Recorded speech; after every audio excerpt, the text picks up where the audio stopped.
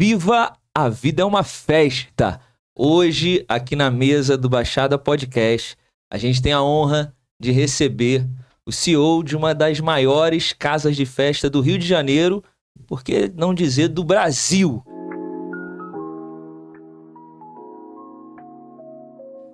A gente tem a honra de receber um convidado muito especial. Ele que transformou a dor em motivação para seguir em frente e alcançar os seus objetivos. A gente tem a honra de receber aqui no Baixada Podcast Davidson Dalcin.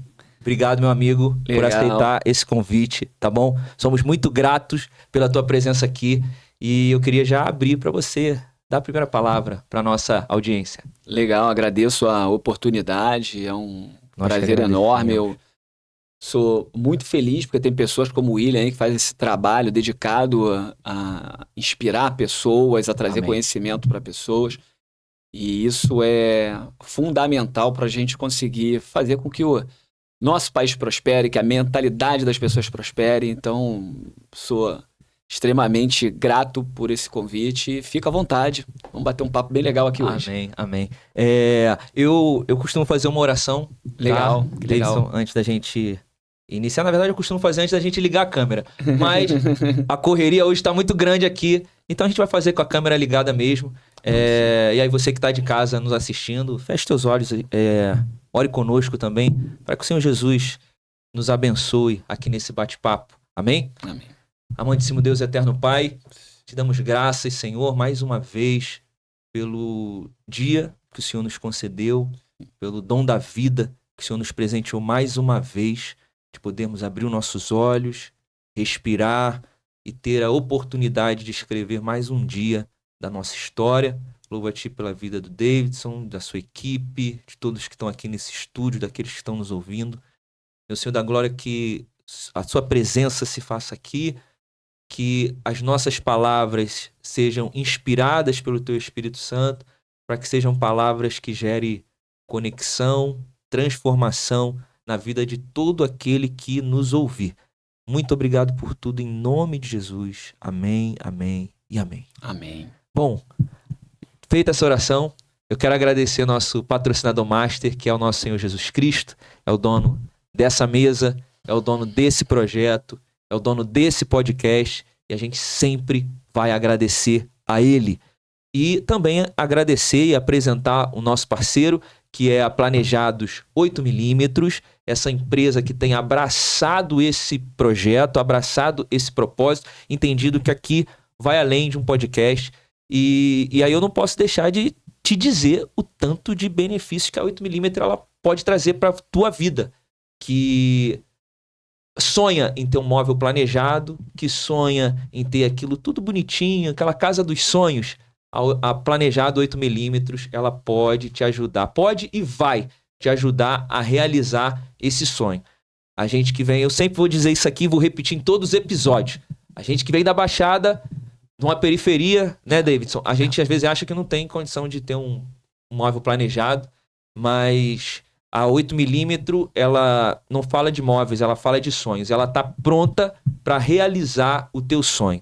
Faça contato com eles, fala que veio através do Baixada Podcast, faz contato, o orçamento é grátis, sem compromisso nenhum, e além do orçamento grátis, você vai ganhar um projeto 3D também 100% grátis, ok? Você já vai ver bonitinho como é que vai ficar teu quarto, tua cozinha, o banheiro. Que legal. Do jeito que vai ficar, eles já vão te entregar, e isso não gera obrigação de fechar o negócio. Eu sei que você vai fechar, porque o preço é bom, o serviço é de qualidade, mas não gera obrigação. Por que eu digo isso? Para que você não crie barreiras. Eu vou ligar para lá para fazer e depois... Não, liga, faça o projeto e tenha certeza que você pode sim ter um móvel planejado na tua casa. Tá bom? Bom, seguindo aqui, se inscreve nas nossas redes sociais,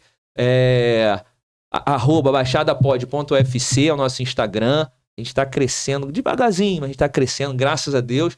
Nosso canal do YouTube, passa lá também a mesma coisa, baixadapod.ufc. Se inscreve e não deixa de ativar o sininho para receber todas as notificações e receber a notificação de episódios como esse que a gente vai iniciar agora aqui. A gente está recebendo o Davidson. Eu comecei com essa frase, viva a vida é uma festa, porque o O Davidson é o CEO da Ballroom, uma das maiores casas de festa, se não a maior, do Rio de Janeiro e, quiçá, do Brasil, né? Porque ele não está mais limitado ao Rio de Janeiro, né? E a Ballroom, eu falei, só de falar esse nome, eu tenho certeza que você já conhece. Tem feito a festa de muitas pessoas, e não só a festa, mas também realizado sonhos. Exato. Bom, Davidson já se apresentou um pouquinho, então a gente vai tentar extrair o máximo dessa experiência dele, porque o objetivo aqui é que a gente traga a mensagem para esse povo, Davidson, de crescimento, de inspiração, de motivação, e você é alguém que pode trazer isso pela vivência, pela realidade. Dito isso, de onde vem o Davidson, cara? O pequenininho Davidson vem da onde? Legal. Como é que era a infância? Legal, eu sou filho de 2 capixabas colonos, né? Que trabalhavam nas terras de alguém lá na roça, no Espírito Santo. Meu pai vem para o Rio, vem morar numa favela, literalmente num barraco mesmo de madeira. Logo depois ele trouxe minha mãe, que era sua namorada lá no Espírito Santo. Você vem junto? Não. Já ou você nasce aqui no Rio? Eu nasço nesse barraco. Eita. Nasci nesse barraco, lá na favela do Arará. E meu pai foi progredindo aos pouquinhos na vida dele, né? Desse barraco ele saiu para uma casa de tijolo, aí já na favela da Maré. Daí ele foi para um morro. Foi dando os upgrades dele ali. E aí ele foi para um morro lá em Braz de Pina, né? Onde tinha ali entre a Guaporé e o Quitungo. Basicamente foi onde eu vivi ali a maior parte da minha infância. Então, o Davidson pequenininho, ele viveu basicamente tudo que um jovem de periferia, com as faltas de recursos, com a escassez, tudo aquilo que a gente sabe que existe e é a realidade do povo brasileiro em geral, né? Exato, né? A gente que vem Eu sou da Baixada Fluminense, sou de São João de Meriti. E a gente que vivencia essa realidade sabe que é uma trajetória difícil, não é fácil, né? E a gente olhar para você hoje como empresário, para mim é inspirador. E beleza, você viveu ali nesses ambientes de periferia, favela Arará. Arará eu só ouvi falar uma das favelas ali que o Claudinho Bochecha canta, né? Na música. Mas como é que era essa infância lá? Você nasce já aqui no Rio. Você é o mais velho? Você tem irmãos? Isso. Como é que era aí? Como é que era a configuração da família? Eu sou o mais velho, eu tenho um irmão que é 2 anos mais novo do que eu. E assim, uma das coisas mais importantes que a gente teve nessa criação foi a vontade do meu pai já de mudar de vida. Tá. Meu pai, ele foi um cara que tinha o trabalho dele ali e ele estava sempre fazendo alguma atividade extra, vendendo roupa, vendendo doce, vendendo sempre alguma coisa. Então, com 10 anos de idade, William, ele começou a me levar para a feira e trabalhar junto com ele. Então, a gente fazia essas vendas, eu ajudava ele. Muitas vezes eu estava numa feira sozinho, com 10 anos de idade, ele ia para uma outra. Então, esse ambiente que ele criou em volta da gente, né, de sempre querer prosperar, de sempre buscar, deixou um legado ali na minha vida muito importante. Infelizmente, quando eu tinha 16 anos, ele veio a falecer, ele teve um infarto fulminante, aos seus 43 anos. Nesse exato momento ali, ele tinha acabado de descer do morro para casa num pé do morro, mais um upgrade que ele tinha dado. Primeiro era o barraco, depois era uma casa de tijolo na favela. Depois ele foi para uma casa um pouquinho maior, que já tinha um quintal, né, no morro. E aí quando ele foi para o pé do morro, que era a boca ali da favela, ele viveu pouco tempo ali, 2 anos, e infelizmente veio a falecer. Então, assim, essa minha infância e juventude, ela teve essas marcas e essas intensidades na nossa vida, bem acontecendo muito rápido, né? Muito rápido. E aí você citou que o teu pai era esse cara, né? Vamos dizer assim, do empreendedorismo. Da venda, que de alguma forma ele, na simplicidade dele, exatamente, ele conseguiu transmitir isso para você. O valor do trabalho, o valor de se dedicar, o valor de fazer uma boa entrega para cliente, isso tudo ele conseguiu construir na nossa cabeça bem desde cedo, né? Então isso foi bem importante. E eu quero aproveitar esse gancho, Davidson. Qual a importância? Porque assim, a minha ideia aqui é que a gente vá construindo a tua história e que a gente vá aplicando para quem tá nos ouvindo, tá? E aí, às vezes, eu achei muito extraordinário isso que você compartilhou agora, porque às vezes a gente como pai simples, né? Um pai da Baixada Fluminense ou da periferia, dentro da sua simplicidade, dentro da sua falta de informação, de recursos, às vezes ele acha que não consegue entregar algo além para o seu filho. Mas o teu pai conseguiu, dentro dessa simplicidade. E o que você diria, você que vivenciou isso, para esse pai, para essa mãe, que eu digo isso que minha mãe também, muito simples, bem, Sim. Meu pai, né, pouco estudo, mas de alguma forma eles também me entregaram muita coisa, que fez eu romper com algumas coisas. Que conselho você daria para esse pai, que às vezes ele pode estar achando que precisa ter recurso para poder mudar a vida do filho, Sim. mas às vezes um posicionamento, uma forma de agir pode mudar tudo. É muito importante entender o seguinte, eu acho que nem todo mundo vai ser bilionário, nem todo mundo vai ser milionário. Boa. Mas melhorar, evoluir, ter novas versões de si mesmo, crescer é uma obrigação. Inclusive uma obrigação bíblica, né? Boa. A gente tem essa necessidade de entender isso. Então o que acontece? Você pegar meu pai, por exemplo, ele foi progredindo, a gente tá brincando aqui com os upgrades dele, mas era uma progressão de um barraco de madeira para uma casa de tijolo. Estava sempre fazendo algum avanço. Então eu acho que a primeira coisa que a gente deve se pautar na vida, né, eu preciso estar em constante avanço. E não importa se esse avanço é um avanço gigantesco ou pequeno, eu preciso estar em avanço. Eu preciso focar isso. Então, quando eu coloco, me direciono a minha mentalidade para a avançada, sempre um passinho para frente, eu vou construindo uma jornada que não só vai trazendo diretamente para a minha vida como pai, como vai deixando um legado na mente do meu filho. Porque todo esse esforço que ele está vendo que você está fazendo, tudo isso que você está construindo, esse crescimento, ele não é em vão. Então eu digo porque, assim, olha, meu pai fez todo esse trabalho, a gente muito novo. Eu lembro que com 10 anos de idade, William, ele ficava me estimulando muito, me fazendo muitas perguntas. O que eu achava se ele fizesse tal coisa para vender, se ele colocasse tal produto para vender. Ele pedia minha opinião. E eu lembro de, com 10 anos de idade, pensar assim, eu só sou uma criança, por que ele está me perguntando isso? Mas, na verdade, ele já estava ali fazendo um trabalho comigo que, cara, eu não consegui, ainda na minha imaturidade, né? Quando ele morreu, eu tinha 16 anos, não consegui entender isso, mas ele me treinou para que eu tivesse uma vida mais próspera. E um outro detalhe muito importante que eu acho, que é um grande problema que tem na maioria das pessoas, é elas aceitarem as condições que elas estão. Meu pai, nitidamente, ele rejeitava aquele barraco de madeira que ele vivia, ele rejeitou morar numa favela, ele rejeitou aquele ambiente, porque, evidentemente, acho que os pais, um dos maiores medos que os pais têm quando estão dentro de uma comunidade é que seu filho vá para um caminho errado. Então, ele queria tirar a gente daquele ambiente.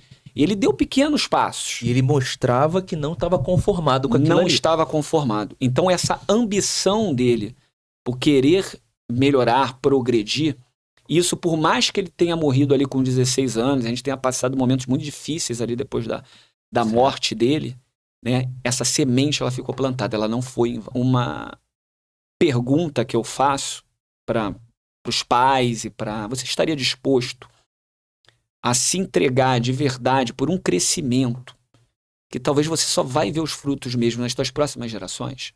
Isso é forte. Então é muito importante que a gente entenda nosso trabalho, nosso esforço, ele não está sendo em vão.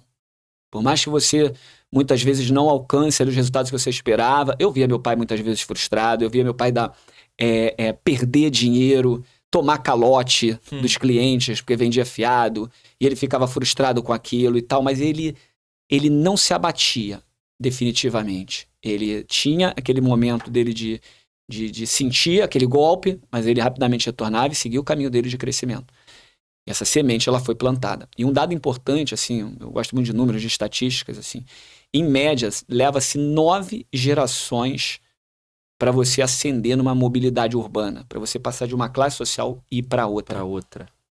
Então, assim, se você, na tua geração, se você pai, se você profissional, mãe, independente do que você for, se você se dedica a fazer isso, por mais que isso não aconteça na tua vida, você pode deixar um legado aí para tua família, para teus filhos, com certeza. Esse exemplo não vai ser em vão. Nós somos geracionais, né, cara? Isso que você trouxe também é bem interessante.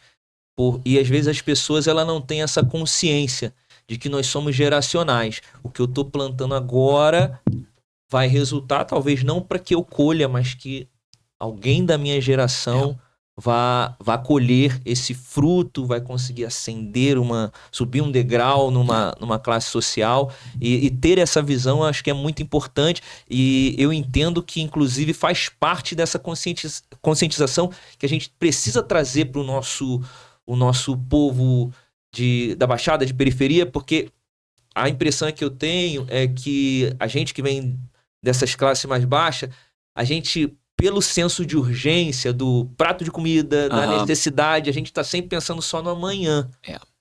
E aí a gente deixa de plantar. Ainda que seja para as próximas gerações, né? Então isso de fato tem um impacto, e aí o teu pai consegue trazer isso para dentro de você, acredito, para dentro do... um irmão ou mais? Um irmão. Para dentro do teu irmão. E como é que foi essa fase, cara? Os 16 anos, vem a perda do teu... Eu imagino que era o teu... Centro. A palavra é essa. Era o teu centro. E em todos os sentidos, né? Como pai, como homem, como trabalhador, como empresário, dentro da simplicidade dele, era o teu centro. Como é que foi esse momento? E por que eu quero trazer isso? Porque certamente tem alguém nos ouvindo que passou por isso, talvez esteja passando, ou tem alguém que ainda, infelizmente, nem sabe, mas vai passar. Porque a vida é assim, né? A vida é assim, a vida acontece coisas que muitas das vezes a gente não espera e não quer. Exato. E como é que foi pra você e o ponto de virada, né? Porque eu imagino que no primeiro momento é uma pancada, derruba. Mas aí depois tem algum momento de virada, se você puder compartilhar com a gente. Eu levei 4 anos nessa fase. Foi muito difícil, porque assim que meu pai morre, ele tinha um comércio, né? Onde era essa casa na boca do morro. E nesse comércio ali, cara, ele tinha todo um traquejo para lidar ali com as pessoas que ele vendia, e pagavam ele fiado. Então a gente começou a tomar muito calote. Minha mãe e eu pequeno, com a ausência dele. E assim, chegou uma hora que a gente teve que fechar esse comércio. Ele era uma mistura de armazém com bar, mercearia. Tá. Era aquelas necessidades ali que a gente... De coisas básicas ali. Então a gente começou a tomar muita volta, as pessoas acho que se aproveitaram da falta de uma figura adulta ali, masculina, né, que pudesse fazer. Eu, bem esmirradinho, 16 anos, apareceu uma criança com 10, assim, 11, muito frágil, né, e minha mãe também, minha mãe sempre foi muito, muito boazinha, aquela pessoa que ajudava todo mundo, não tinha coragem de cobrar ninguém, enfim. A gente teve que fechar o bar e passamos um período muito difícil. Eu fiquei... hoje eu consigo entender que eu estava em depressão, que eu fiquei ali numa situação... Naquela época eu não falava eu não sabia disso, nem né? o que era. Não falava sobre mas eu não queria sair de casa, não tinha força para poder fazer nada. Eu lembro que eu já sabia que eu tinha que procurar um emprego, que eu tinha que avançar ali na minha vida, mas eu não tinha coragem de sair de casa para ir atrás. E aí, um determinado momento, um amigo meu, né, eu cada vez mais isolado, cada vez mais introspectivo, fechado, um amigo me arrumou um emprego, né, me levou lá no lugar, enfim. E, cara, eu lembro que quando eu entrei nesse emprego, era um emprego no salário mínimo, uma empresa de eventos. Eu falei assim, eu vou fazer disso aqui a minha vida. Aquele emprego de um salário mínimo era a minha chance de mudar de vida. E ali eu dei um basta, porque eu falei pra mim mesmo assim, William, eu tava tão mal que eu falei, cara, eu prefiro morrer do que continuar vivendo assim, do jeito que eu tô. 4 anos nessa pegada pra baixo. 4 anos pra baixo. Caramba. Porque eu vinha numa crescente com meu pai ali, de trabalho e tal, e você tava crescendo um garoto confiante. Um garoto que tava ali, de alguma maneira, progredindo. Sim. Entendeu? Junto com meu pai, que conseguiu comprar um carrinho, enfim. Então a gente tava de alguma maneira progredindo, de repente você viu aquilo tudo se perder da noite pro dia e de uma maneira trágica. Meu pai saiu pra jogar bola, entendeu? E infartou. E não voltou mais. Então foi muito, muito desafiador, muito duro ali pra minha família. Minha mãe começou a se afundar com aquilo e eu tendo que conduzir emocionalmente aquela situação e eu mal também. Foi muito ruim. Deixa eu te cortar rapidinho. Porque tem uma frase que eu também sou filho mais velho. E o filho mais velho ouve muito do pai, tipo, ó, na minha ausência é você, na minha ausência é você. E eu imagino que pelo perfil que você traçou aqui do teu pai, eu imagino que ele também passava esse senso de responsabilidade pra você. Passava. E, cara, isso aí, acho que nesse momento vem também na cabeça, né? Vem na cabeça. Inclusive, um dia antes dele morrer, ele me chamou no quarto e falou, ó, cara, teu irmão tem que te obedecer, teu irmão tem que te respeitar, cuida dele, e eu vou gerenciar isso pra ele te respeitar. Não sei se ele sabia que ele tava, o que tinha pra acontecer, mas um dia antes, cara. Sábado à tarde, no domingo ele morreu. Meu Deus. Entendeu? Assim, são coisas que não ficam marcadas, né? Uhum. Não tem explicação, ficam marcadas, né? Então acho que isso ainda martelava mais ainda se você não conseguir sair do quarto esse tempo todo. E aí, só pra voltar aí no teu raciocínio, aí você entra nesse emprego e aí é a virada de chave. Eu faço a virada de chave. A partir daquele momento ali eu vi que o trabalho era uma oportunidade de eu resgatar esse meu valor, resgatar minha confiança, resgatar a vida que eu tinha perdido, que eu estava construindo. E a partir dali eu começo a me dedicar. Tem gente que não gosta dessa palavra, mas eu acho que ela que melhor explica a situação. Obsessivamente por uma construção e um negócio. Então eu tinha meu trabalho ali dia de semana, sábado e domingo eu estava fazendo extra, juntava todo o dinheiro que eu guardava. Fiquei 3 anos sem arrumar uma namorada para não gastar dinheiro. Fiquei 3 anos sem comprar uma camisa para mim. Né? A minha mãe ali, ela, quando meu pai morreu, meu pai deixou uma pensão ali bem mínima para ela, né? Porque ele tinha um trabalho fora e ele fazia esse trabalho externo, né? Então, ele deixou uma pensão bem mínima para ela ali, que pelo menos para comer dava. Então, eu guardava meu dinheiro todo na expectativa de poder usar, né? Porque o dinheiro é semente, né? Pegar essa semente e usar ela em alguma outra oportunidade. Então, ali eu começo já a fazer esse movimento, trabalhando todos os dias de maneira obsessiva. E eu encontro uma pessoa que ele era um gerente comercial, um cara que ganhava um valor que eu nunca tinha visto na minha vida. Tô falando aí dos anos 2000, 2001, mais ou menos, um cara ganhando R$6.000. R$6.000 se você trouxer pro valor presente, talvez seja uns 50 mil. Onde eu vim, as pessoas estavam ganhando ali salário mínimo e um pouquinho a mais, talvez. Então eu olhei para aquele cara e falei, poxa, como é que ele consegue fazer isso? Como é que ele consegue gerar esse valor? Como é que ele consegue receber? E ele era um cara meio brincalhão, meio sacana, assim. Ele pegou um cheque, né, de 6 mil, jogou na minha frente e falou assim, nunca viu isso na tua vida, né? Brincou comigo, caramba, eu olhei assim, falando, caraca. Mas aquilo me gerou uma admiração por ele muito grande. Porque eu falei, olha, esse cara sabe coisas que eu não sei. Eu preciso estar perto dele, eu preciso aprender com ele. Boa. E aí, olha que loucura. Eu começo a ficar muito próximo dele, né, me aproximar cada vez mais dele. E o que ele fazia comigo? Ele me colocava para fazer uns trabalhos extras para ele, que ele não me pagava nada, cara. 1 ano direto. Então esse trabalho, só para esclarecer para o público, era o seguinte. A gente trabalhava numa empresa de formaturas. Tá. Então ele vendia esses contratos para os clientes. Então ele visitava as faculdades e tal. Então ele fechava na hora de levar os contratos, levar os boletos, ele colocava para eu fazer isso. Né? A maioria dos alunos estudam à noite. Saía eu do meu expediente normal e vinha de noite para Nova Iguaçu, ia para São Gonçalo, vinha aqui para Unig, ia para Universo, ia para tudo quanto é lugar. Levar isso para ele não me dava R$1.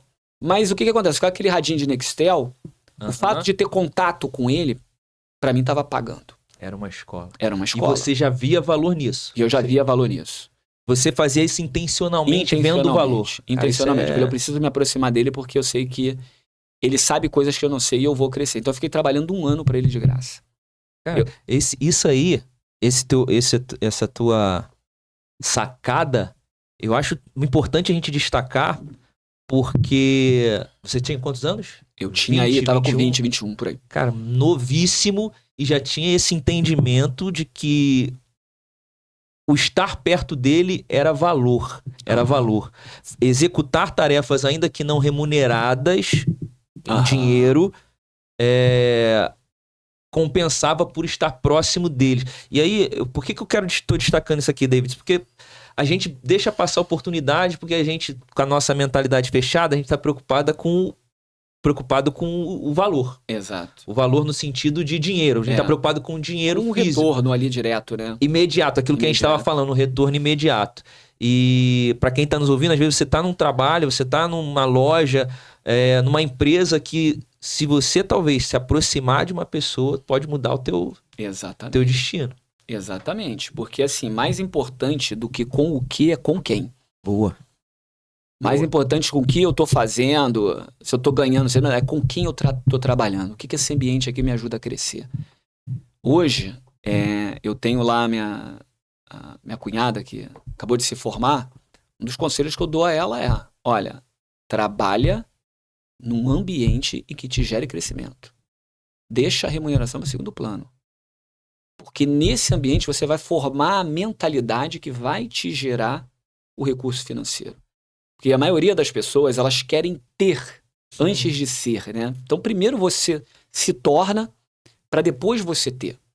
Então, essa construção, esse imediatismo, essa necessidade que as pessoas têm, às vezes, de querer buscar atalhos, elas vão impedindo essa construção. Então, pensa bem, olha, eu começo ali, eu ganho um salário mínimo, certo. E ali, o que eu fiz, cara, nas questões de fé, nas questões de Deus na minha vida, eu viro pra minha mãe e falo pra minha mãe assim, minha mãe era uma fiel da Universal, assim, mas muito, muito engajada, muito engajada. Então, o que eu viro pra minha mãe e falei, mãe, faz uma oração aí, porque eu acho que esse gerente, ele vai sair uma hora pra montar a empresa dele. Por que eu achava isso? Porque eu via que a empresa era ele era o cara mais importante da empresa, mais importante do que os donos. Ele tocava tudo. Ele tocava tudo.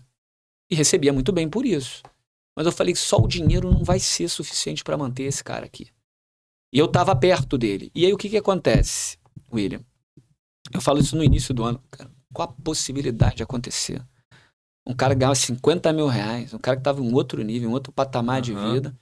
Eu ali ganhando um salário mínimo, conectar com esse cara, e eu falar pra minha mãe assim, poxa, faz essa oração, porque se ele abrir a empresa dele, quem sabe ele não me chama como sócio.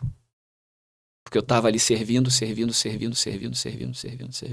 se preocupar com dinheiro. Sem se preocupar com dinheiro. E aí quando encerra o ano, próximo de encerrar o ano, ele vem numa brincadeira e fala assim, com o cunhado dele que trabalhava lá, poxa, eu seria uma ótima pessoa pra aquela parada, né? Falou o nome da pessoa. Eles conversando, você captou. Pena que é um ferrado, não tem um real, né? Aí eu falei assim, cara, se X mil servir, porque eu guardava quase meu salário todo. Se X mil servir pra alguma coisa, tu tem esse dinheiro aonde? Aí eu falei assim, cara, você acha o quê? Que vocês ficam brincando comigo que eu não participo da inteira do pão, que eu fico amolando Presto Barba, entendeu? Vocês ficam, eu guardo dinheiro, cara. Você guarda mesmo? Não sei o que, tá. Aí depois ele saiu daquele ambiente e me ligou, pô, aquela parada que você falou é verdade? Eu falei, é verdade.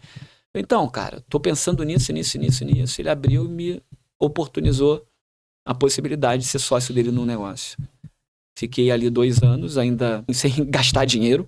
Só né? guardando. Porque começa uma empresa, você tem que investir, cara, para o negócio crescer. Então, a gente, tudo era na empresa. E aí, eu passo 2 anos ali, vendi minha parte para ele e começo outra jornada do zero. Então, só pra você ter ideia, assim, até eu ter o meu primeiro carro zero, foram 9 anos. Meu primeiro carro zero, 9 anos, desde que eu comecei a trabalhar aqui. E trabalhando de maneira ostensiva, obsessiva, extremamente dedicado, quase todos os dias, com muita energia. Esse processo levou 9 anos ali. Entende? Então, o que acontece? O grande valor que a gente tem está nas experiências que a gente vive. Não está só no recurso financeiro. Entende? Então, nas conexões que você cria, como você transforma isso. Eu vou te dar um exemplo assim, eu sempre fui um aluno mediano para trás da sala. Eu fazia o básico para passar. Nunca gostei de estudar, cara. Mas o que aconteceu? Eu comecei a ver que eu aprendia determinadas coisas, aplicava, e aquilo dava certo, eu comecei a estudar sobre aquilo. Certo. E aí eu passei até a mudar minha frase. Falei assim, eu não gosto de estudar, continuo não gostando de estudar até hoje, mas eu gosto do resultado. Sim. O resultado que estudar me traz. Eu gosto do resultado que o conhecimento me dá. Então entende que tem uma jornada aí, né? Exato. Tem uma exato. jornada. Não, né? não é da noite pro dia. É. E assim, para você que tá nos ouvindo, cara, num momento de adversidade, se eu puder resumir, e aí se eu falar alguma coisa que você queira ajustar, fica à vontade, Davidson. Para essa pessoa que está nos ouvindo, que talvez está passando ou vai passar, né, por esse momento de um baque muito forte e ela está precisando se levantar, ela está precisando sair desse quarto escuro, desses 4 anos de baixa, você precisa buscar algo que faça sentido, né, para você. E você, naquele momento, foi o trabalho. E ali foi a virada de chave que fez você construir isso tudo.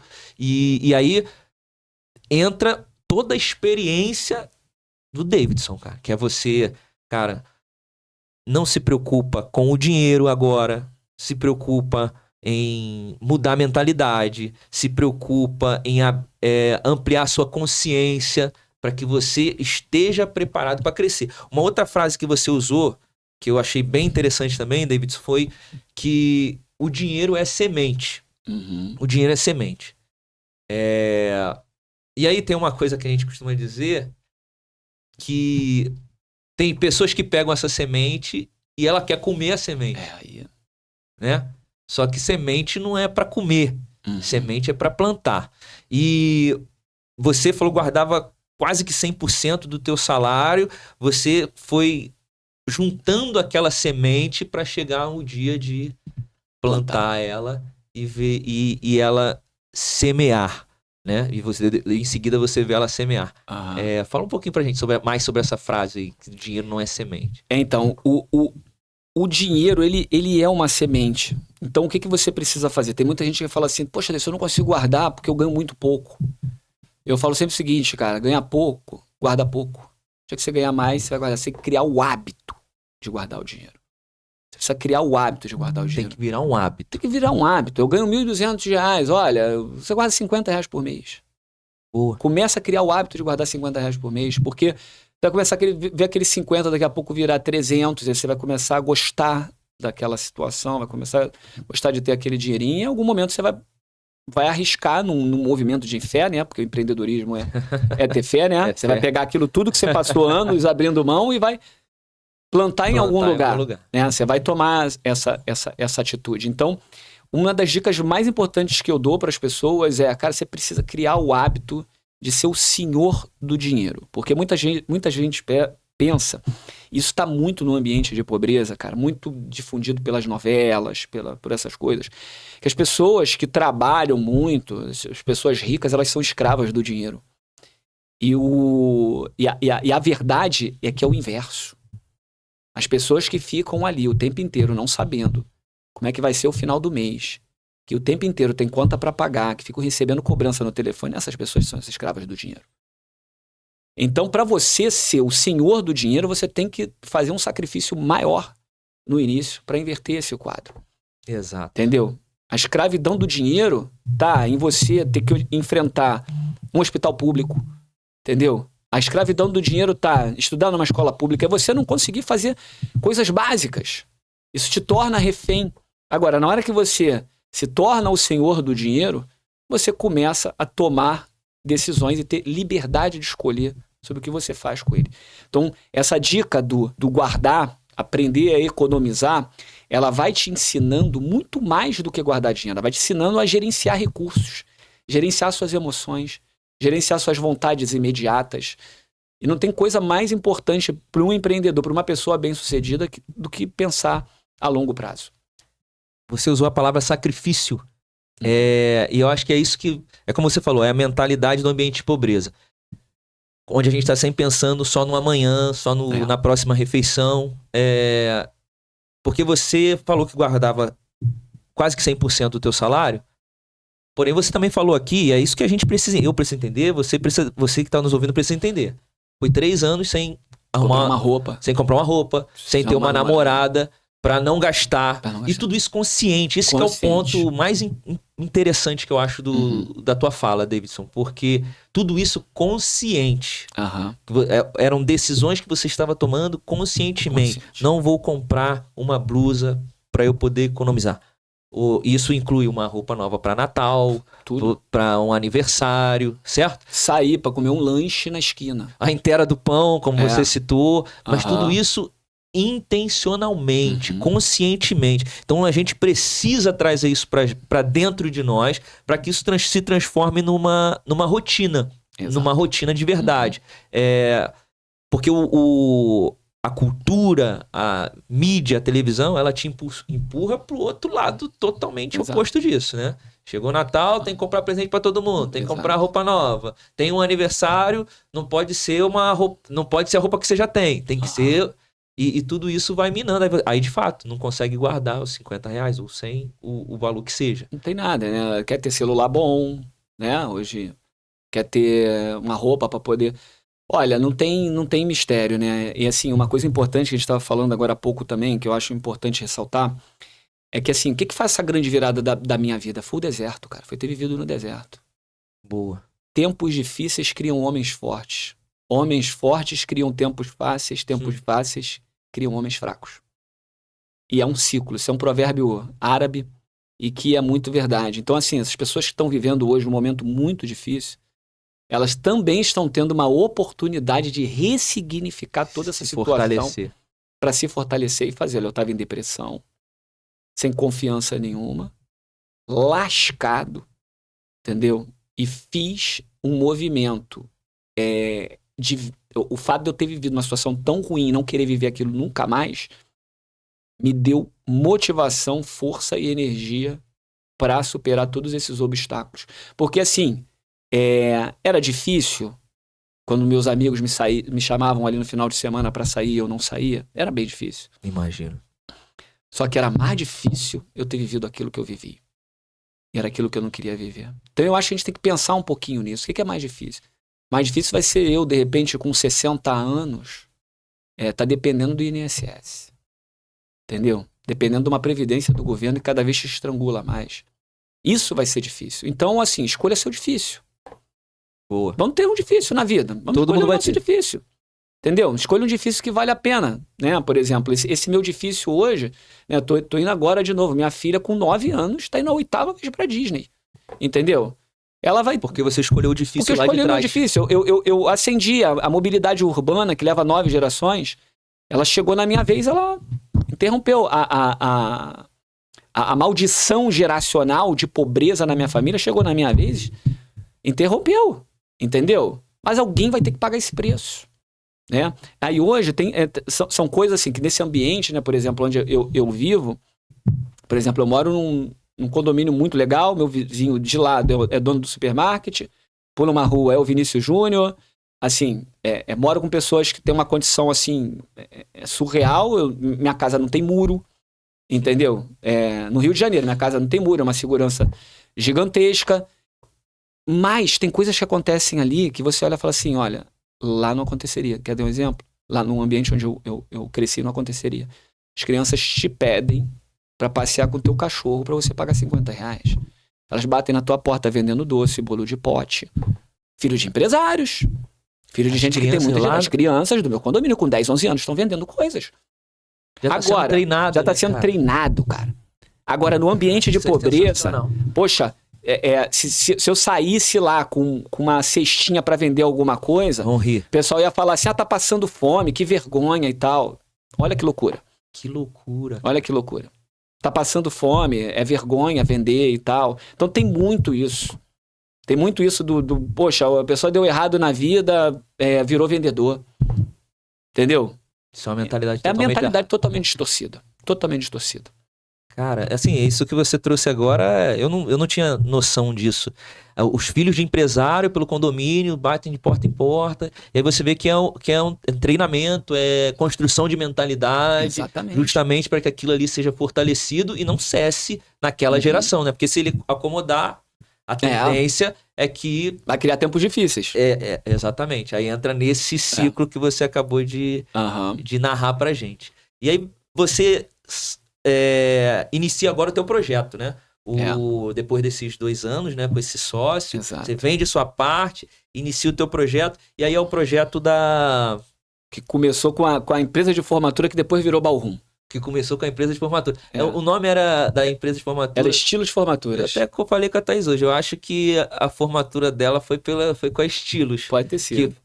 Na UMIG, curso de... A gente fecha muito ali, cara. Até hoje. Esteticista na época. Muito possível.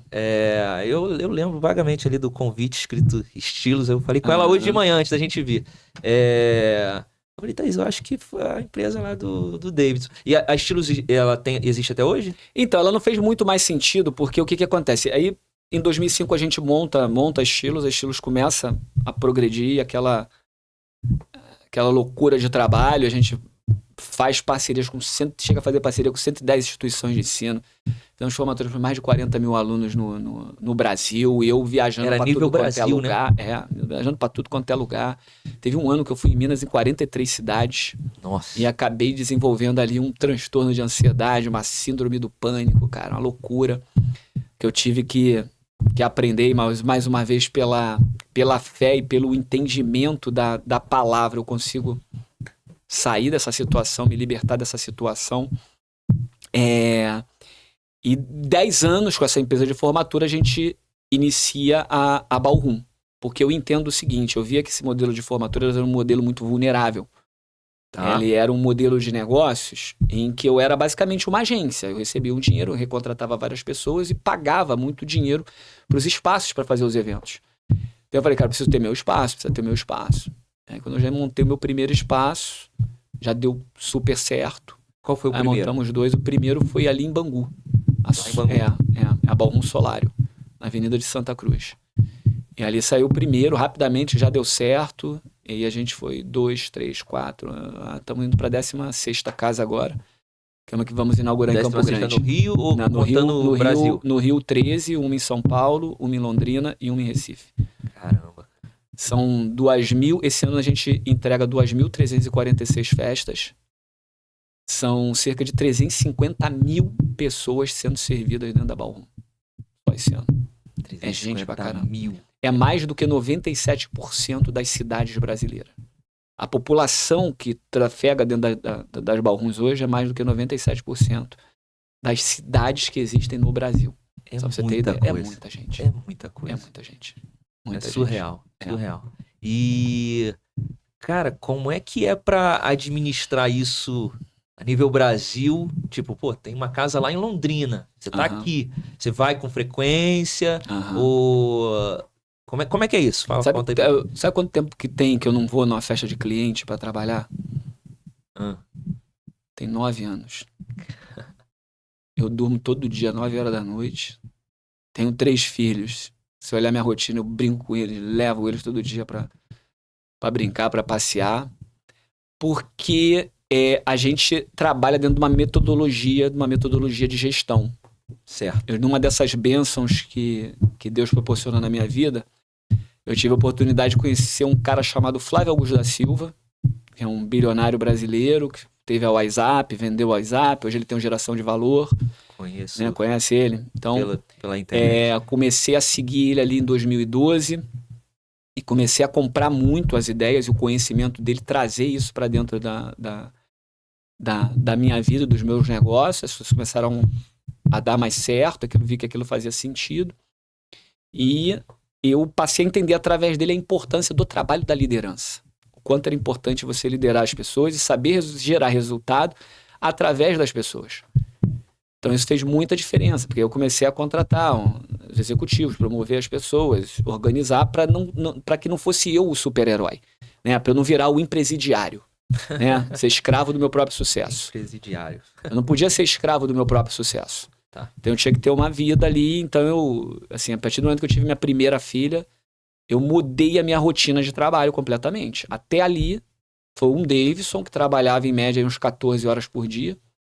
Depois do nascimento da minha filha, foi um Davidson que trabalhou aí talvez 8 horas por dia, de uma com mais liberdade dos seus horários. E crescendo muito mais, tá? Crescendo muito mais. Esse é um ponto importante. E crescendo muito mais. Crescendo muito mais. Crescendo muito mais. Então, mais uma vez, a gente valida aquilo que você falou no início. Você tá perto de pessoas que já estão no outro nível, vai te ajudar a chegar no outro nível. O que você falou foi, quando eu me aproximo ali dos conhecimentos do Flávio Augusto, exato, você começa a internalizar aquilo para você, e aí você consegue crescer muito mais. Porque assim, o nosso resultado, ele é consequência da nossa mentalidade, das nossas decisões. Então, por exemplo, o Davidson de 2000, ele era uma versão de conhecimento, de experiência, de decisões. O de 2005 já era uma outra. O de 2010 já era uma outra. O de 2015, o de 2025 já é outra. Então a gente precisa buscar sempre essa evolução, sempre dar esse passo à frente. E para cada fase dessa jornada, dessa construção, você tem determinados aprendizados e tem determinados desafios. Os desafios hoje são diferentes. Meu telefone não toca de madrugada se tem um problema numa festa, cara. Entendeu? Vai tocar de umas 3, 4 pessoas antes. Entende? Não vai tocar o meu telefone de madrugada. Eu não durmo nem com o telefone do meu lado. E olha, tem 350 mil pessoas passando por ano dentro das festas. Exato. Tem dia que às vezes eu tenho 23, 24 festas num dia, cara. Entendeu? Eu faço muitas vezes numa casa só, eu faço 2 festas por dia. Faço uma de manhã, uma de noite. Final de semana é... Agora dezembro, então, é loucura. Entendeu? Mas assim, você sofre pela ignorância. Você sofre pela falta de conhecimento. Entendeu? Existem coisas muito simples. Assim, uma coisa que me deu muita consciência lá no meu começo foi entender o seguinte. Falei, olha, cara, eu tô atrás de um monte de gente. Quando eu começo lá em 2000, eu falei assim, olha, o que vai ser meu diferencial? Meu sacrifício. Ninguém vai se dedicar mais do que eu aqui dentro. Então, quando eu começo a trabalhar nessa minha primeira empresa, eu faço questão de chamar a atenção pra mim quando eu chego mais cedo que todo mundo, saio depois de todo mundo. Quando eu tô me disponibilizando aí nos finais de semana a trabalhar e mostrando que eu queria aqueles extras que tinham ali. Então, de alguma maneira, eu fui fazendo coisas que começou a chocar, era muito diferente do normal. Liderança pelo exemplo também, né? Era muito diferente do normal. Então, eu fui começando a chamar a atenção. Então, até quem tá do teu lado, de alguma maneira, começa a te olhar legitimamente como líder, né? Que existe o líder legal e o legítimo. O legal é o que é empossado ali por direito e tal, e existem os legítimos, que são aqueles que as pessoas consideram, as pessoas seguem ele. Então, por essa minha dedicação chocante, fora do padrão, fora do convencional, aquilo foi me dando destaque, entendeu? Foi me colocando numa prateleira diferenciada. E para quem tava 4 anos sofrendo pra caramba, não tinha problema sofrer mais 4 se o que viesse depois valesse a pena. E é uma coisa que eu digo, William, pra todo mundo, assim, que viveu o que eu vivi. Cara, vale a pena. Vale muito a pena. Vale muito a pena. Vale muito a pena. Hoje você entender minha rotina hoje. Eu trabalho de manhã de casa. Tá. Aí eu vou parando o meu trabalho, vejo minhas filhas, levo meus filhos na escola, que fica a 5 minutos da minha casa. Entendeu? Vou pra sede da empresa que tá a 5 minutos também da minha casa. Então eu criei todo um ambiente. Eu segurei um pouquinho pra ter filhos também. Né, eu fui um pouquinho mais tarde. Então eu criei todo um ambiente na minha vida planejado que me proporcionou colher os frutos que eu colho hoje. Entendeu? Esse ano, acho que eu tô fazendo... Eu vou agora, sexta-feira, para fazer minha 9ª viagem do ano. 2 internacionais, minha 9ª viagem do ano. Isso, viagem de passeio, de família? De família. Assim, é que algumas assim eu não consigo levar meus filhos por causa do colégio e tal, mas eles foram em pelo menos 5 dessas. Certo. Entendeu? Estiveram juntos. Então, assim, vale muito a pena esse sacrifício. Vale muito a pena abrir mão desses benefícios imediatos para você colher depois. Entendeu? Eu acho dificilmente uma pessoa... Eu conheço muito ao contrário, né? Das pessoas que, poxa, eu não me dediquei ao que eu deveria, não podia fazer. Agora, o contrário, o cara, me dediquei pra caramba e não valeu a pena, eu acho... quase não vejo, entendeu? Exato. Quase não vejo. Agora, você falou aí sobre o sacrifício de novo e me chama a atenção algo que a questão da família, né?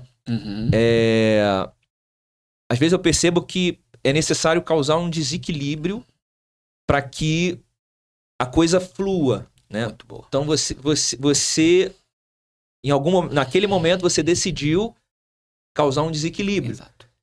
Entre o trabalho, família. Mas e qual a importância aí da esposa, a família, nesse momento que você tem que tomar essa decisão que não é fácil, porque ninguém quer abrir mão de nada. A gente quer tudo, mas a gente não quer abrir mão. A gente quer conquistar coisas, mas a gente não quer abrir mão do agora, do hoje. Como é que é isso, cara? Não, é muito interessante, assim, porque, por exemplo, a minha esposa, a gente tá há 20 anos juntos, né? Parabéns, então, tipo, parabéns. Em 2005, quando eu vou pra essa minha jornada solo, foi quando eu conheci ela, né? Em 2005. Eu era sócio desse cara, vendia a empresa e aí eu coloco a Estilos ali, né? Empresa de formatura. E aí, 6 meses depois que a empresa tá funcionando, eu conheço ela, né? E aí ela vem trabalhar comigo e vai fazendo toda essa jornada junto comigo, ali naquela loucura toda.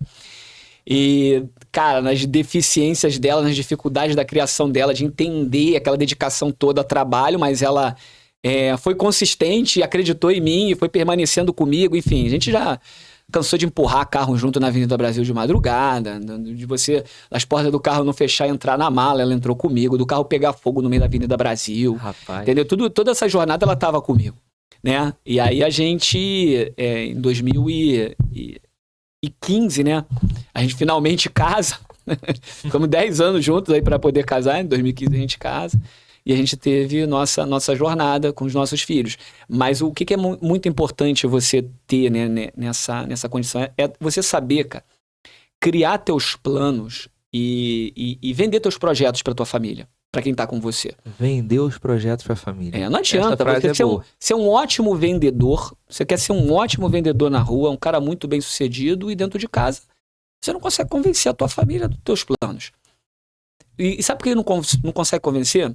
Porque um grande sabotador das pessoas é o seguinte: quando você tá nessa jornada inicial, e foi um sabotador para mim também, que eu aprendi com o Flávio Augusto essa dica, tá? E melhorou absurdamente meu relacionamento. Porque a gente fica pensando assim, né? A gente tá trabalhando todo dia, fala assim, cara, minha esposa, minha namorada, enfim, quem tá comigo é obrigada a entender que eu tô fazendo por nós. Ela não é obrigada a entender, não, cara.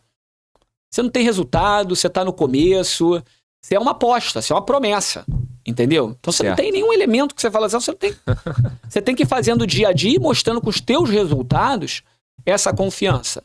E você vai viver sob desconfiança.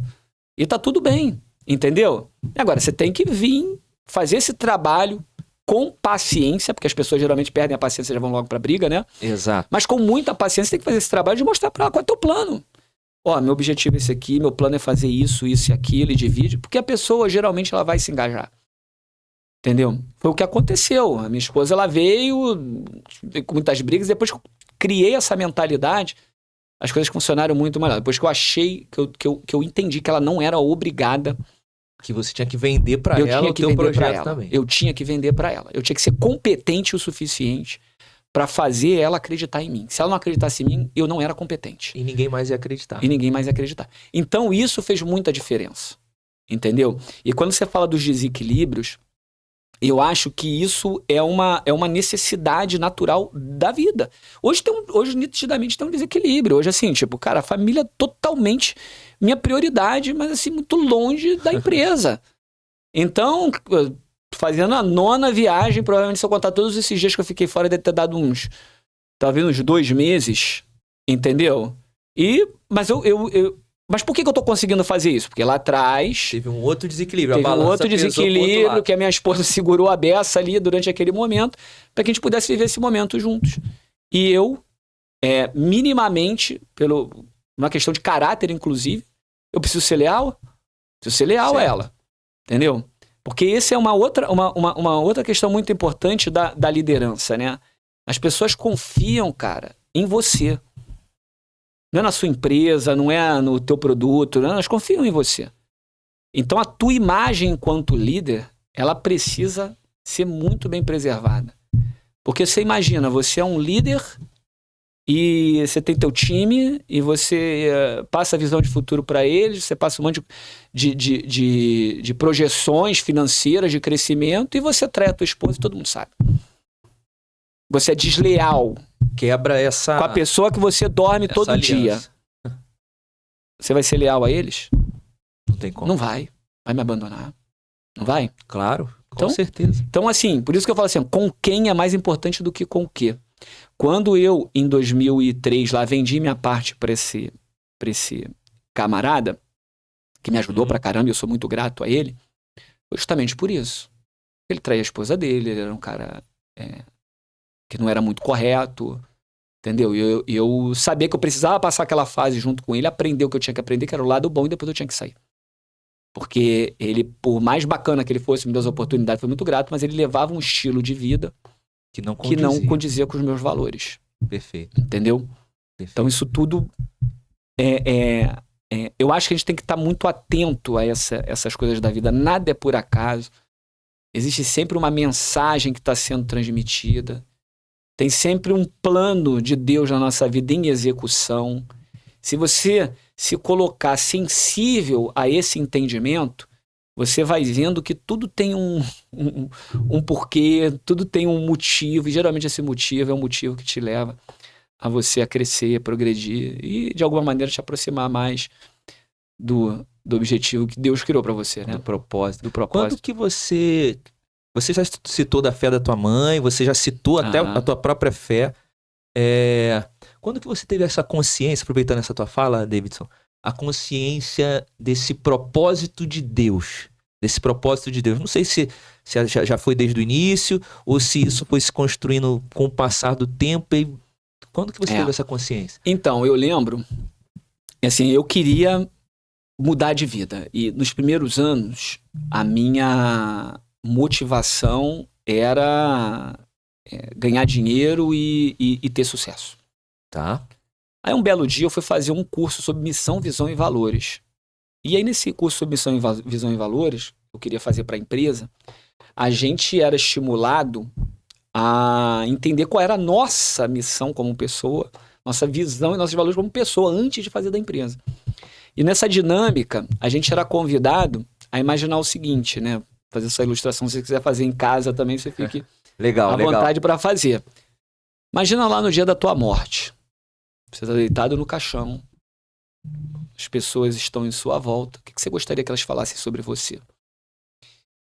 E aí eu tentava imaginar ali, eu tentava ficar pensando e tal. E aí eu comecei a ver que o que eu escutava era, poxa, o Deus foi um cara muito importante na minha vida. O Deus foi um cara que me ajudou a crescer. O Deus foi um cara que me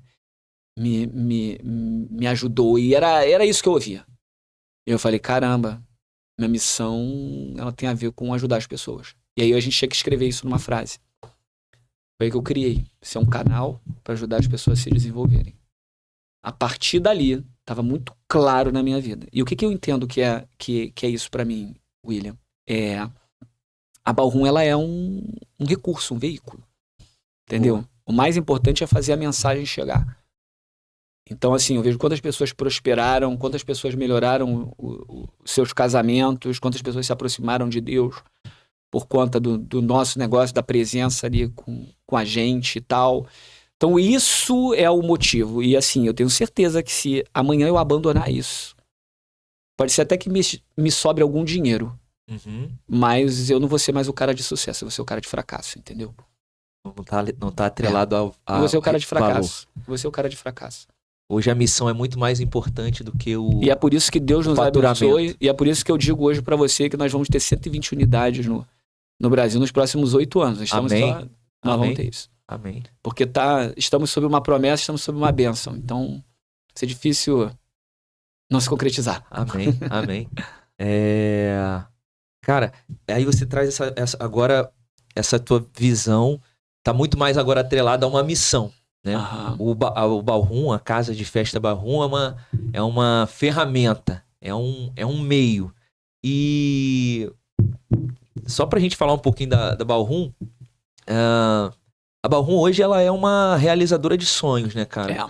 E como é que foi? Você começou em Bangu, né? A primeira foi em Bangu. Qual foi a primeira na Baixada Fluminense? A primeira casa na Baixada Fluminense? A primeira, na verdade, foi em São João de Meriti, que era o Casa Bonita ali em Vilar dos Teles, que é de um sócio meu, que quando a gente se junta, a gente reorganiza como Balrum, entendeu? Ah, legal. Então começa a partir dele. Casa Bonita Começa ali. A gente já foi em casamento ali, né? Começa ali. Ali, agora você vê que é o Balrum Casa Bonita. Então a gente foi adequando esses nomes, né? Legal. E é desafiador empreender na Baixada Fluminense? É diferente? Cara, olha só, ou você olha da mesma forma? Não, te contar uma breve história aqui com a formatura. Até a gente entrar no mercado, como é que funcionava a formatura no Rio de Janeiro? Quem fazia baile de formatura eram turmas de direito, de faculdades tradicionais, eram turmas de engenharia, de medicina, de odonto. Era só a galera que tinha muita grana. Exato. Né? E eu criei um modelo em que eu conseguia fazer formaturas por 1/3 do valor, com parcerias em casas de festas em regiões específicas. Porque a maioria das pessoas pegava o seguinte: juntavam esses alunos, levavam lá para o centro da cidade, ou para a Barra, ou para a Zona Sul, e os espaços eram bem mais caros. Então eu comecei a fazer a parceria com uma casa na Ilha, uma casa em Campo Grande, uma casa na Penha, e eu comecei a vender um baile muito mais barato. Então, a partir da nossa entrada, você teve turmas de educação física, de pedagogia, de estética, um monte de gente fazendo baile. Entendeu? A gente popularizou o mercado de bailes de formatura no Rio de Janeiro. Então, eu costumo dizer sempre o seguinte: nós não somos os exclusivos, nós somos os inclusivos. Boa. Entendeu? Eu costumo brincar e falo pro meu pessoal lá, né? Isso aqui, nós não somos a Apple. A gente é a Samsung, a Havaianas, entendeu? É o que tem... você tem produto pro cara que tem grana pra caramba, e você tem produto pro cara que pode pagar bem menos, entendeu? Você tem que ter essa flexibilidade. E esse é o DNA da gente, a gente não abre mão. Porque uma pressão muito grande que a gente recebe é de trabalhar mais com esse nicho dos que pagam mais, do AAA, certo. O cara que tem muita grana, porque dá mais dinheiro e tal. Mas esse não é o nosso DNA, entendeu? Até isso está debaixo de uma missão. Até isso está dentro de um propósito. É óbvio que a gente quer ter recurso financeiro, a gente quer ter lucro, a gente depende do lucro para poder crescer, mas a gente consegue fazer isso sendo inclusivo, ao invés de exclusivo. Legal. Entendeu? Aquele cara que fala assim, eu não quero me misturar com o pobre. Ok, cara, vai pro Copacabana Palace, vai lá pro Xi'an, vai procurar outro lugar, Bauru não é a tua casa. Certo. Entendeu? Se você tem esse problema de, não é aqui teu lugar. Um ambiente que aqui não é inclusivo. Lugar. Aqui é inclusivo, cara. Aqui é inclusivo, aqui nós entendemos que a gente cria acessibilidade. Óbvio que a gente não consegue para todo mundo, mas para o máximo de pessoas que a gente pode. Certo. São quantas casas na Baixada Fluminense? Tem São João, tem Nova Iguaçu? Tem essa de São João e 2 em Nova Iguaçu. E 2 em Nova Iguaçu, são 3. Aqui na Baixada. E assim, hoje a Ballroom é uma referência, né? Eu diria assim, hoje todo mundo na Baixada Fluminense sonha em fazer uma festa na Ballroom. Isso aí é bem legal. E agora deixa eu aproveitar essa tua veia mentora, empreendedora. E como é que você vê, Davidson, um jovem de periferia, Baixada Fluminense, que dentro desse contexto que você viveu, que a gente vive, o que esse cara pode fazer para tentar romper esse ciclo geracional? Talvez ele pode já estar na nona geração desse ciclo, talvez ele está no início. A gente sabe que, em regra geral, vai se cumprir as 9 gerações, é a regra geral, mas sempre tem alguém que consegue romper antes. Certo? Que conselho você dá para esse jovem que hoje talvez está trabalhando de vendedor, numa lojinha de capa de celular, ou numa lojinha de shopping? O que você diria para esse cara? Eu acho assim, cara, um elemento muito importante que é demonizado na cultura pobre é a ambição. Tá? E a ambição é diferente de ganância, né? A ambição é querer mais e melhor, a ganância é querer para si a qualquer custo. Opa, então repete aí pra gente. Ambição é querer mais e melhor, ganância é querer para si a qualquer custo. Então a gente foi criado dentro do ambiente em que as pessoas falavam quando tinha alguém que se esforçava um pouco mais ou fazia determinado... fulano é muito ambicioso, olha lá, como uma coisa negativa. Exato. Como se fosse algo que depreciava. Você vê as novelas criando na cabeça das pessoas a imagem do malvadão empresário explorando o pobrezinho. Sempre então, assim. Tem uma série de coisas que foram plantadas no inconsciente das pessoas que elas vão perdurando até hoje. Então, a gente precisa quebrar esse ciclo, quebrar essa maldição. Uma delas é, como você falou muito bem, do consumismo. Entendeu? Certo. Do consumismo a qualquer coisa. E fazer que as pessoas entenderem que o valor dela está numa bolsa, num celular, pelo amor de Deus. Entendeu? Isso é bizarro e olha como isso está entranhado na cabeça das pessoas. Então a primeira coisa tem que quebrar isso. E a ambição, para mim, ela é o ponto de partida. Porque você não luta pelo que você não deseja e não deseja aquilo que não conhece.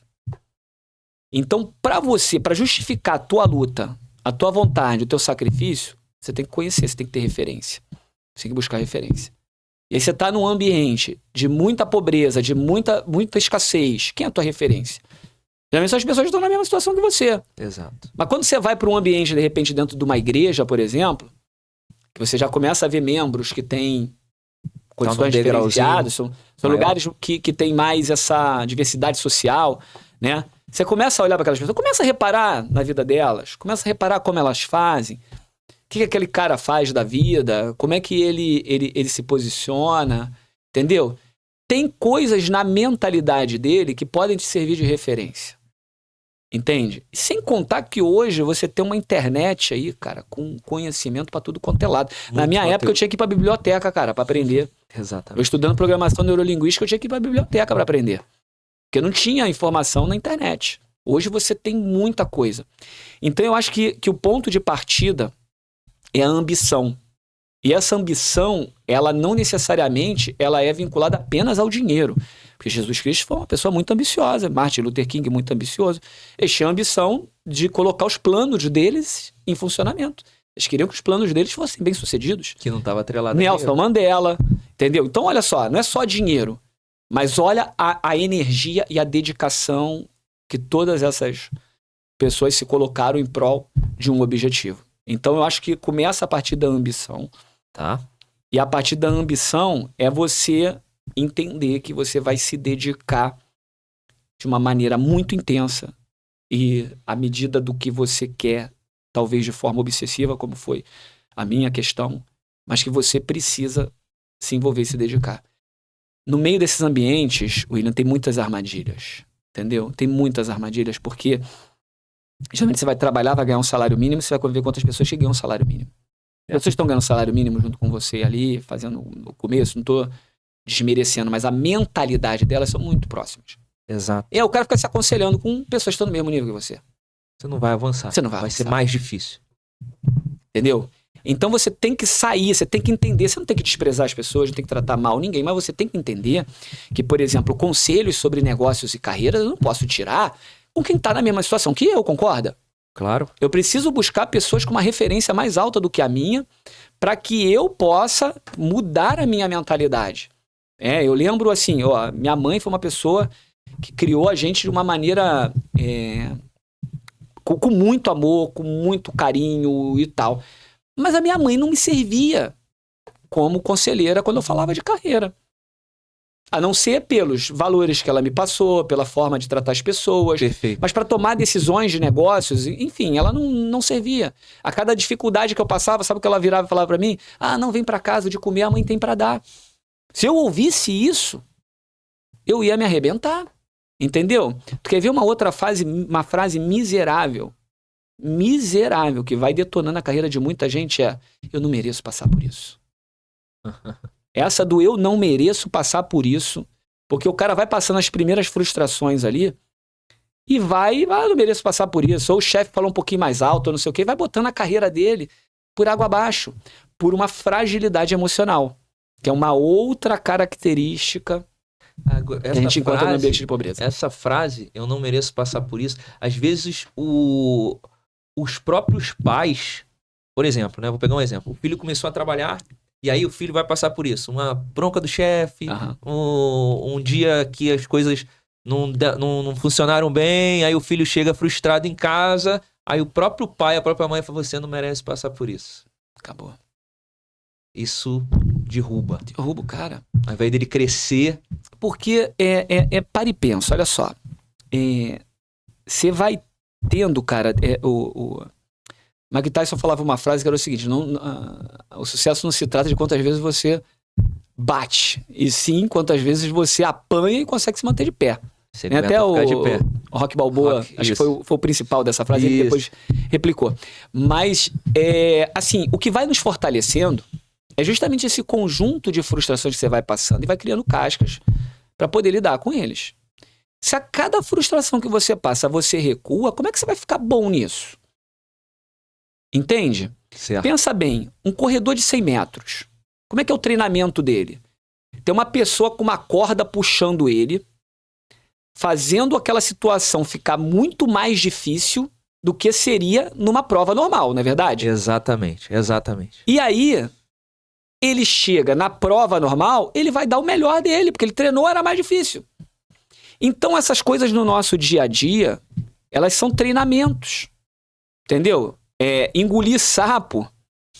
Engolir sapo é uma habilidade extraordinária da vida. Você saber engolir um sapo e não levar pra dentro de você é uma estabilidade extraordinária da vida. Olha, eu tenho 17 sócios.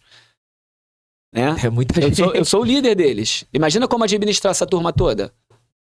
Entendeu? Difícil. Porque eu tenho meus colaboradores que numa hierarquia estão lá e tá mais tranquilo. Né? Embora eles me pressionam também. Né? E é bom e eu estimulo isso. Mas assim, você tem que engolir sapo, cara. É uma habilidade extraordinária. Então você vai criando essas cascas, né? Essa força, justamente nessas dificuldades. Quando uma mãe vira com maior boa intenção, carinho, maior amor do mundo faz isso, ela tira o filho do desafio, ela tira o filho do treinamento, tira o filho do que ele precisava viver para poder construir ali o seu próprio sucesso. E muitas das vezes, numa situação dessa, né, por exemplo, a gente citou aqui o exemplo de um chefe que te deu uma bronca acima do tom, seja por merecido ou não.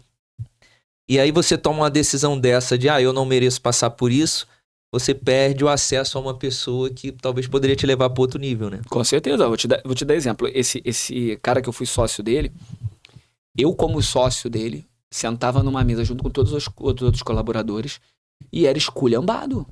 Eu era esculhambado. Você como sócio já? Eu como sócio já, cara. Eu como sócio. E aí eu levei meu irmão, por exemplo, para trabalhar comigo nessa empresa e tal, e alguns outros amigos, eles olhavam para mim, como é que você consegue aguentar isso? E eu já tava ali me controlando e os caras aqui me pilhando para eu reagir. E eu tinha que segurar não só a mim, mas os caras também. Entendeu? E eu falava assim, olha, se ele tiver 1% de razão no que ele tá falando, eu vou ficar com 1% dele e vou abrir mão dos meus 99%, porque com esse 1% eu vou crescer. Se eu me apegar aos meus 99%, você vai continuar no mesmo lugar que você tá. Mas se eu pegar esse 1% dele, eu vou crescer. Entendeu? E eu cresci muito, muito, muito nessa situação. E ele me treinou também a ser um cara forte emocionalmente. Entendeu? Certo. Me treinou, eu fui treinado por ele a engolir sapo. Então, às vezes, você tá com um chefe aí muito exigente, cobrando de você um monte de coisa, né? Muitas vezes até fora do tom. Esse cara tá te treinando a engolir sapo. Tudo é a perspectiva, cara, que você olha para as coisas. Entendeu? Tudo é perspectiva. Então, uma coisa que eu sempre coloquei na minha vida, né, até nos momentos mais difíceis, quando a gente estava empurrando carro na Avenida Brasil, eu pensava o seguinte, cara, eu tô aqui, mas eu não pertenço a isso aqui. Eu criei na minha cabeça uma convicção de que eu ia conseguir construir algo melhor. Eu não esperava que eu fosse chegar onde eu cheguei, né? Mas eu sabia que eu ia melhorar de vida. Eu tinha certeza absoluta que eu estava determinado a fazer o que fosse necessário para mudar de vida, entendeu? Cara, ouvi assim de você como um empresário falar que o engolir sapo é uma habilidade, é bem legal porque as pessoas elas são criticadas, né? Quando ela é uma pessoa muito passiva no sentido de desse engolir sapo. E é criticada por isso, né? É criticada. Só que, você trouxe uma perspectiva desse olhar muito interessante. De alguém que não tá focado no outro, tá focado em você próprio. Você tá focado em você próprio. E quando você foca em você próprio, você consegue enxergar talvez 1% no outro que vai fazer a diferença em você. Então, assim, cara, se você que tá assistindo a gente não tá pegando essas chaves aí a gente não pode fazer nada. Mas o Davidson tá entregando tudo que a gente esperava que fosse entregue aqui. Então, para você crescer, você precisa ter essa capacidade de se autoavaliar, de se enxergar, porque quando você às vezes não engole, você tá transferindo a culpa só pro outro. E você não cresce. Quem é o seu maior inimigo? Você próprio. Você próprio.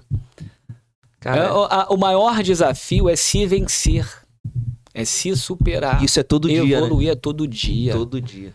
Senão você se acomoda, você para. Cheguei aqui, tá bom. Aí tá a base do crescimento. É você olhar e falar, olha, amanhã eu vou ser 1% melhor do que eu fui ontem. No outro dia eu vou ser 1 melhor por cento do que fui ontem. Como pai, como marido, em todos os papéis da vida. Como irmão, como profissional, como alguém que está colaborando lá dentro da igreja. Eu vou ser 1 melhor por cento. Maravilha. 1%, só um pouquinho, cada dia, de um pouquinho. Entendeu? E sempre se afastando da armadilha do vitimismo, né? Porque isso é uma arma satânica que aprisiona e escraviza as pessoas, né, cara? As pessoas têm dificuldade, né, de se auto-reconhecer errando. Exato. E aí ela acha mais fácil o caminho do vitimizado, transferir a culpa, transferir a responsabilidade. Hoje, o que você procura, Davidson, nas pessoas, cara? O que você procura num colaborador, alguém que você quer do teu lado, para ser um sócio, para dividir o sonho, a missão contigo? O que você procura numa pessoa? Hoje a gente, assim, algumas características ali, né? Ambição, para mim, a principal delas. Deixa eu só te cortar aqui, porque eu ia frisar isso na hora. Então, a primeira coisa que você procura é ambição. E você falou já aqui sobre ambição e obsessão. Ambição e obsessão. E que essas duas palavras, muitas das vezes, a gente olha elas pelo lado negativo. Uhum. E aí, me permita só frisar isso aqui. Ambição e obsessão com princípios. Exato. E aí você vai embora. Certo? Então, porque beleza. O sem princípios não é mais ambição. Vira ganância. Vira ganância, entendeu? Exato. Perfeito. Então, vamos lá. Desculpa te cortar. Ambição. O que você está procurando nas pessoas? Ambição. Pessoas com iniciativa e pessoas que gostam de servir. Essas 3 características, para mim, são as mais importantes. São as pessoas que querem crescer, né? Sempre que eu falar de ambição, é essa vontade de ser esse 1% melhor a cada dia. E é em todas as áreas da vida. Porque, poxa, lá na empresa eu pego no pé da galera que tá acima do peso, entendeu? Porque tudo está passando mensagem de quem ela é, cara. Entendeu? Eu pego no pé, por exemplo, a gente não tolera colaborador que trai as esposas, a gente demite. Entendeu? Cara, isso é até um problema. Isso é até um problema, mas pra gente, eu faço questão de e deixa isso claro na contratação.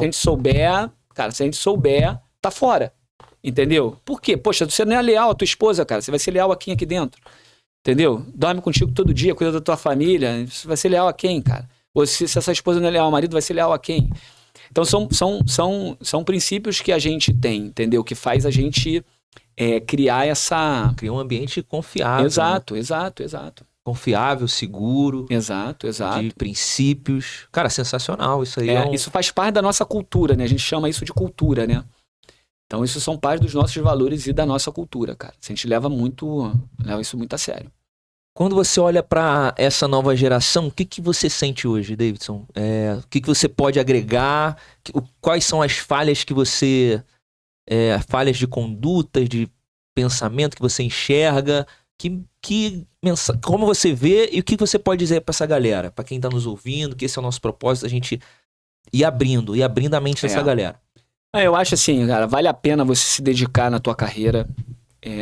Não há como negar a importância do dinheiro na vida. O dinheiro, ele é um lubrificante para que a tua vida flua de uma maneira mais tranquila.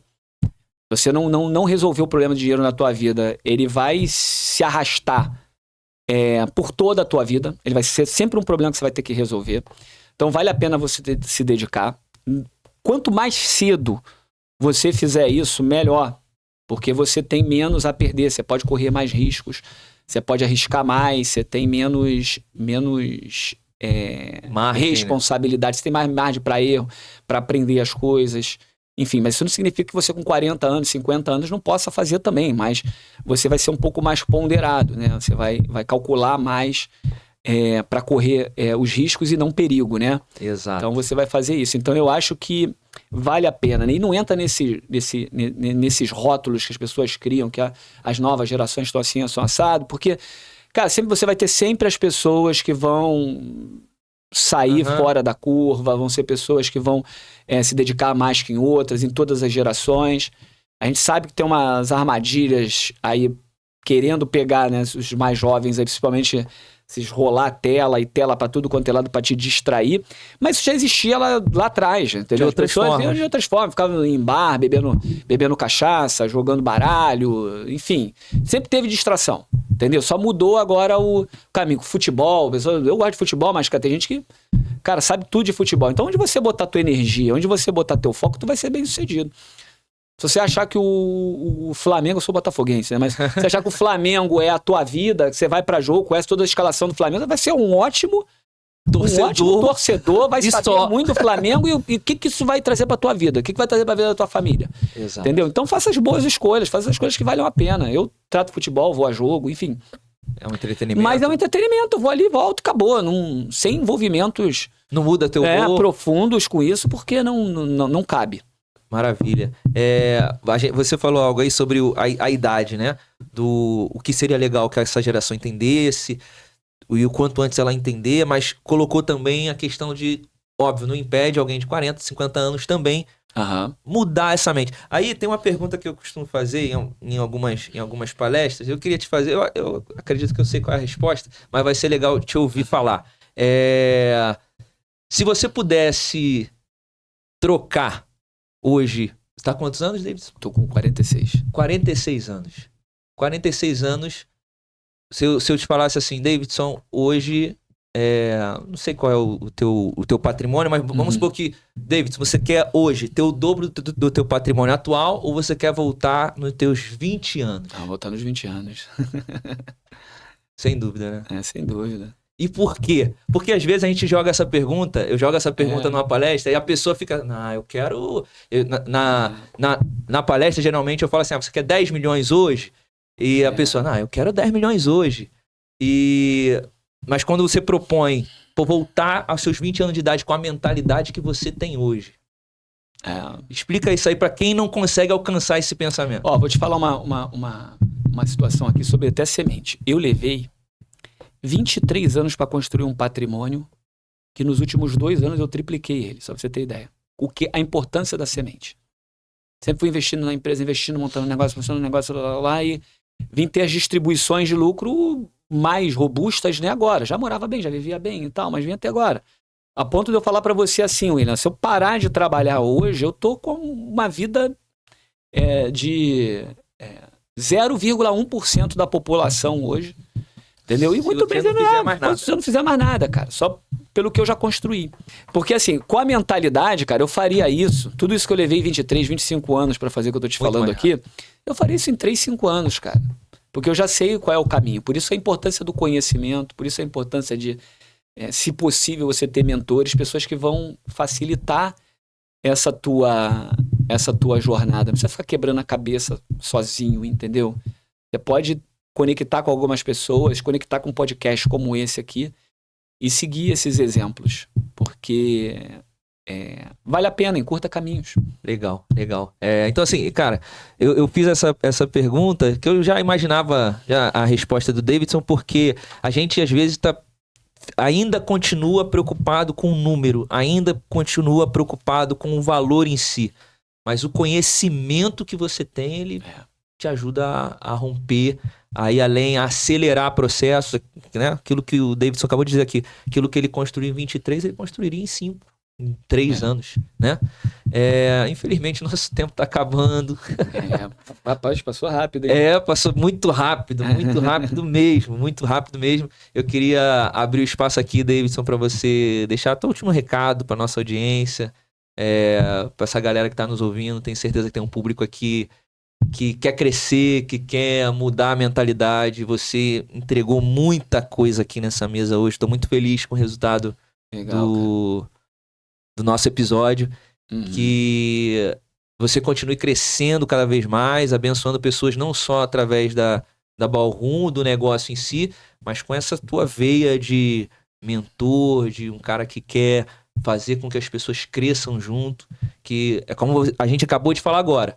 Esse conhecimento compartilhado vai ajudar certamente pessoas a adiantar alguns degraus. Talvez não vai subir uma escada de uma vez só, mas um degrauzinho que você adiantar é crescimento. Então, quero deixar esse espaço aí para você dar a tua palavra final, recado final. Eu vou pegar esse gancho aí que você deixou sobre... Porque você pode pegar esse podcast aqui e ouvir, ele pode ser uma informação, ele simplesmente passar pelo teu ouvido e sair. Certo. Ele pode ser um conhecimento, se você absorver. Ele pode se tornar uma sabedoria, se você aplicar. E pode causar impacto, se você liberar o que você aprender na vida de outras pessoas. Então, assim, o meu recado busca nos podcasts, sigam aí o Baixada Podcast aí, que eu tenho certeza que o William está selecionando a dedo as pessoas que estão vindo para cá. Procure sempre estar conectado com as informações, porque o que você está recebendo externamente, cara, não é a verdade, né? E quando a gente conhece a verdade, a gente se liberta, não é verdade? Exato. Então, assim, se você está conectado com as coisas que fazem mais sentido com o teu crescimento, automaticamente você está se desconectando ali do que o mundo está tentando te impor, que é o vitimismo, que é a polarização política, que é uma série de coisas que não vão levar a sua vida a chegar a lugar nenhum. Então busca conhecimento, busca novas referências, busca esses aprendizados, e se você estiver passando por um deserto, entenda que esse deserto ele faz parte do teu crescimento. Ele simplesmente é um movimento passageiro que vai te tornar alguém melhor. Confia nisso. Boa. Davidson, obrigado, irmão. Obrigado mesmo, Valeu. cara, por você separar um espacinho aí na sua agenda, um tempo que seria talvez da tua família, dos teus negócios, para estar aqui dividindo conhecimento comigo, porque eu aprendo muito aqui nessa mesa. Como você falou, eu não diria que eu estou selecionando, Deus está selecionando pessoas assim... Que legal.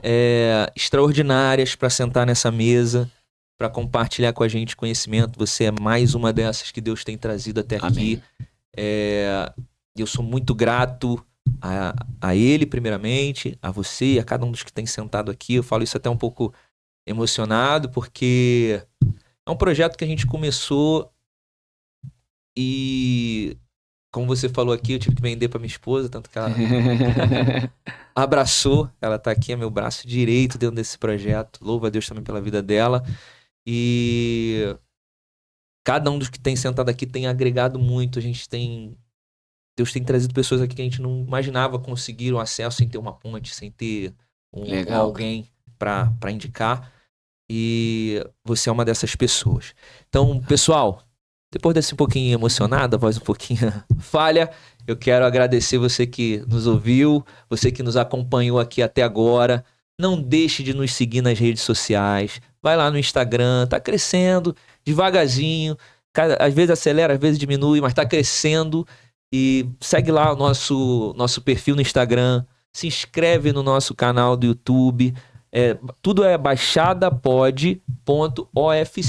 Você vai achar a gente no Instagram, vai achar no YouTube, vai achar também no TikTok, tá bom? E aí você vai lá no canal, se inscreve, ativa o sininho para você receber conteúdos como esse que a gente acabou de entregar aqui com o Davidson e como tantos outros que tem aqui no canal. Se você terminou de assistir esse episódio agora, quer aprender mais, vai lá na lista de vídeos, que tem muitos vídeos bons, muitas histórias boas, que vai te agregar e vai te trazer crescimento. Se você quer ser um parceiro nosso, quer nos apoiar, nos procure, chame no direct. A Thaís, a minha esposa, tá aqui por trás das câmeras, ela vai te atender, vai te explicar como é que funciona tudo, tá bom? Então é isso, porque a Baixada pode, você pode, nós podemos.